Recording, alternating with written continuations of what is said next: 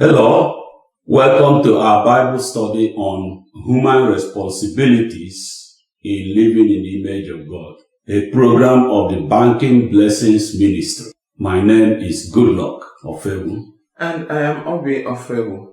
God creates every person to represent Him in interactions with others, to be for others what God would be for them if He lived with us in human form.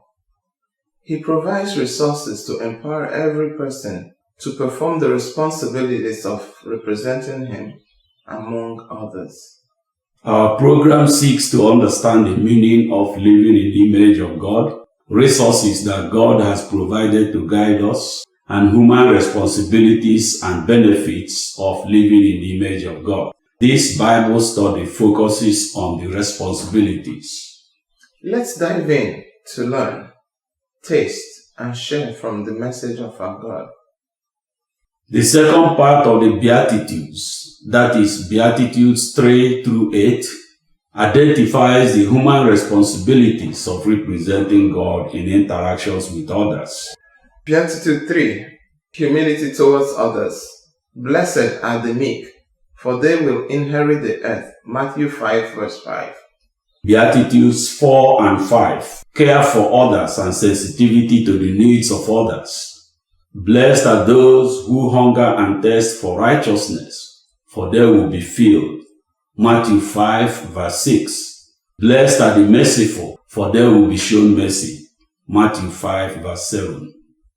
Beatitude 6, motivation for righteousness.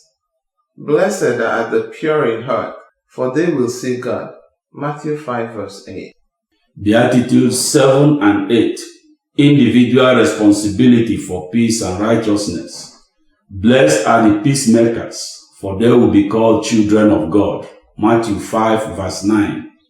Blessed are those who are persecuted because of righteousness, for theirs is the kingdom of heaven. Matthew 5 verse 10. These Beatitudes identify 4 cardinal responsibilities of living in the image of God. We will discuss each of them briefly in this Bible study and provide more detailed discussion in future studies. Beatitude 3 proclaims God's promise of blessing for humility towards others.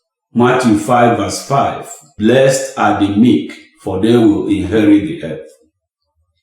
Humility promotes an environment conducive to fulfilling God's purpose for every person to represent Him in interaction with others. Humility arises from recognizing that every person is potentially a channel that God may use to interact with you. Humility manifests as a promise of godliness. A humble person is polite, attentive, responsive, peaceful, and truthful. In his or her interactions with others, the person conveys a promise of care, promise of diligence, promise of appreciation, and promise of obedience. Promise conveyed through spoken words, deed, and overall attitude. We will discuss humility in more detail in future studies. Matthew 5 verse 6. Blessed are those who hunger and thirst for righteousness, for they will be filled. Matthew 5 verse 7. Blessed are the merciful, for they will be shown mercy. These 2 Beatitudes proclaim God's promise of blessing for a person that cares about others, that is, desires to be good to others. And for a person that is sensitive to the needs of others. Care for others motivates sensitivity to the needs of others. Let's discuss a little more. A call to compassion is when the need of others is brought to the attention of another person. Like in the parable of the Good Samaritan, when passers-by noticed that a man was down and needed help. God uses a call to compassion to invite a person to earn blessing by attending to the need of others. Beatitudes 4 and 5 proclaim God's promise of blessing for a person that recognizes the need, cares about the needy, commits to doing what he or she can, and perseveres in seeking to alleviate the need. We will discuss compassion in more detail in future studies. Matthew 5 verse 8. Blessed are the pure in heart, for they will see God. This beatitude proclaims God's promise of blessing for a person whose actions are motivated by commitment to God's purpose. Such a person is motivated to perform responsibilities in a call to compassion because he or she recognizes that providing service to alleviate the needs of others fulfills God's purpose. Also, such a person is motivated to make peace because he or she recognizes that peace fulfills God's purpose. An act of righteousness pleases God if motivated by commitment to God's purpose. We will discuss motivation for righteousness in more detail in future studies. Matthew chapter 5 verse 9. Blessed are the peacemakers, for they will be called children of God. Matthew 5 verse 10. Blessed are those who are persecuted because of righteousness, for theirs is the kingdom of heaven.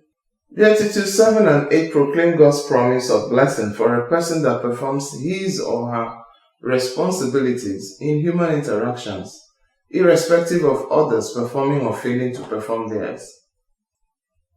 Every person is individually accountable for his or her responsibilities in human interactions and relationships, independent of what others do or fail to do. Focus on doing the things that depend on you, the things you control. Irrespective of the other party doing, misdoing, or failing to do the things that depend on them. If it is possible, as far as it depends on you, live at peace with everyone. That is from Romans chapter 12 verse 18.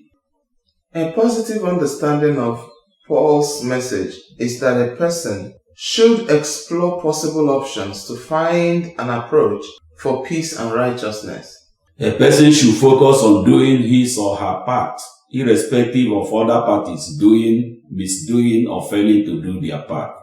Thus, Paul's message amplifies the message of Beatitudes 7 and 8. We will discuss individual responsibilities in more details in future studies. What did we learn in this Bible study? Beatitudes 3 through 8 identify the human responsibilities of representing God in interaction with others. Beatitude 3, humility towards others. Beatitudes 4 and 5, care for others and sensitivity to the needs of others. Beatitude 6, motivation for righteousness. Beatitudes 7 and 8, individual responsibility for peace and righteousness. Please join us again in our continuing discussion of living in the image of God. Thank you, and God bless you.